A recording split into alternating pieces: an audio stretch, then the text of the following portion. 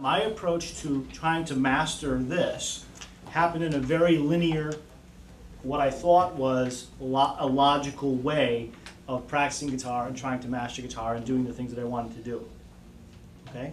So let's go through the process of what you probably think makes perfect common sense, and then I'm going to show you how it's not so effective. So what I'm going to say is sort of counterintuitive. It's not consistent with what a lot of people think is common sense or just sound judgment or the way to approach anything. Okay? Most of us try to get ourselves to think in a very logical way and take a step-by-step process. Okay? We approach musicianship or music or playing guitar like you know, some toy that we have to assemble for our kids, where there's step 1 and step 2 and step 3 and step 4. Right? And we know that we can't, when we're assembling a toy or a swing set in the backyard, we can't do step 4 before we've done step 1, 2, and 3. Right? There's going to be problems if you skip those steps. And what we do is we try to take that same philosophy and apply it to guitar playing. And it doesn't work very well. I mean, it can work, but it takes a really long time. Okay? So mastering your guitar and building a swing set ain't the same thing.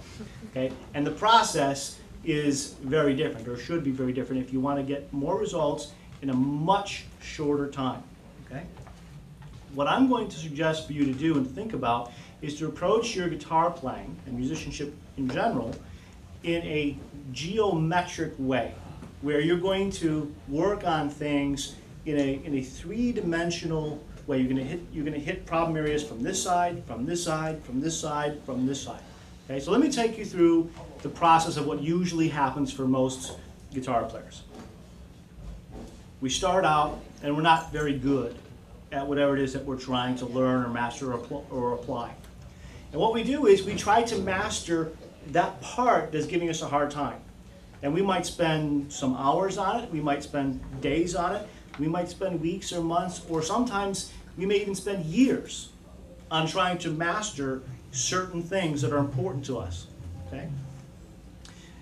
And anything that's really challenging is going to take a long time, right? I mean, you know from personal experience, you're not going to usually master things in an hour or two. It could take, you know, weeks, months, years, whatever. Right? So what usually happens is this. We start out, we're not very good. So we think we must focus on this, master this, and then we'll start to feel good about ourselves. And the common piece of advice that we get is, we're going to start off really slow, and we're gradually going to build up the speed, and then one day I'll be able to crank the metronome all the way to the top, and I'll be able to play this fluidly, and I'll have it down, and everything will be great.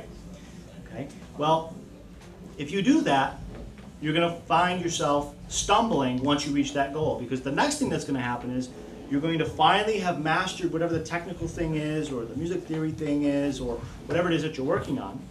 And then you're going to realize that, whoa, I can physically do it, but I really can't apply it. So I might be able to burn up and down this lick, or this phrase, or this arpeggio, or whatever, or play this cool solo, but as soon as it comes time for me to get on my guitar and sit in this chair right here, and I'm going to play some chords for you, and I'm going to say, okay, take what you can do, take what you've now finally spent the last 2 years mastering, or the last 4 months mastering, and play it with me and apply it in this context, in this key, over these chords. What usually happens, it all falls apart, it doesn't sound good. Okay? And what happens, what the worst part is that we, who are no longer beginners, because we've now climbed this mountain and achieved this goal, we feel like beginners. We're so frustrated because we've worked so hard to be able to do something, but now we're stuck on something that seems seemingly simple, like actually using it. Very, very common. And although you may not be a beginner, you can certainly feel like one when you can't apply something that you know. And I know that many of you, probably all of you, have been there. I've certainly been there thousands of times with various things over the 22 years of my guitar playing. Okay, so what do we do next? We take one of two approaches. We either say to ourselves, well, I just need more time and I need to get more experience. And with more time and more experience, I will eventually learn how to apply these things and they'll come more naturally. That's one approach.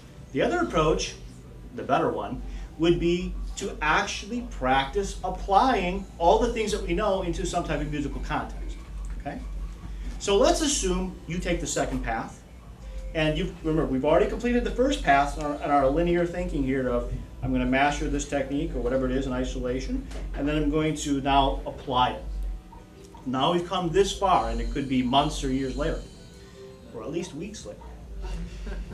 Then the next step, or the next stumbling block, is you realize that, okay, I got it down, I can play it, I know where to use it, but I can't integrate it with the other skills that I have.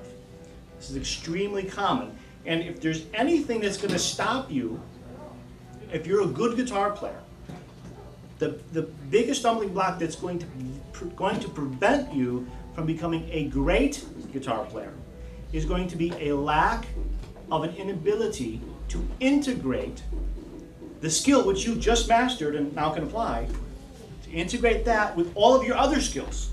This is extremely common.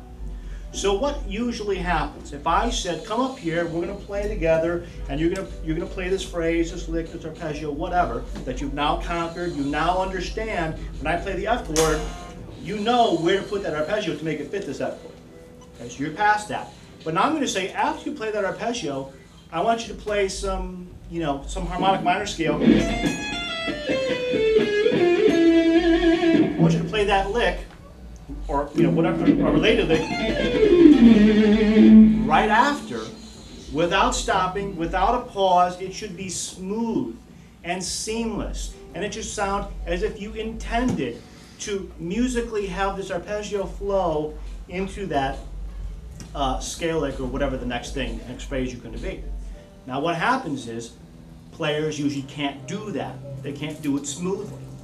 And everything falls apart. And what happens is, to deal with that problem, they start making musical compromises.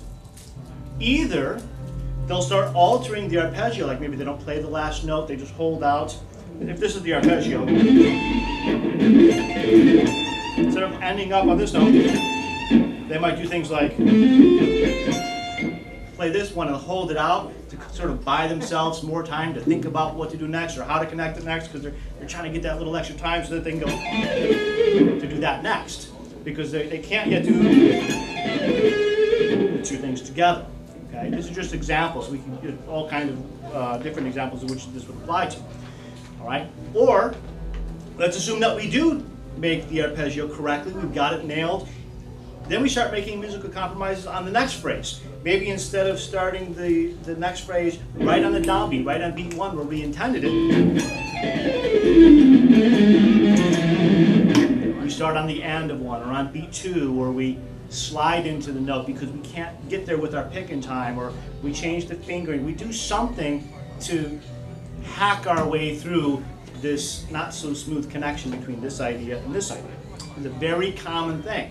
And very often, because I've just been listening to lots and lots and lots of music for a long, long time, I can usually spot, when listening to someone play, how well their techniques are integrated together, because I can usually hear between one phrase and the next and the next and the next, all this glue. And the glue is this compromised beginnings or endings of phrases that are not yet integrated. Again, the linear process generally goes like this. We want to do something, we can't, right? We go, we master our phrase, our lick, our technique. Then after that, we work on application. We work to apply what we're learning. Then we go into the integration phase, and if we actually are proactive and practice integrating techniques together, that's going to take time. That's a good thing we want to do. And then the next thing would be to make better musical choices, so that when you are putting that arpeggio or whatever the phrase is, that it makes sense musically. It actually fits into the context of the track, the song, and it didn't just sound like you just stuck it there just because you can. You know what I mean?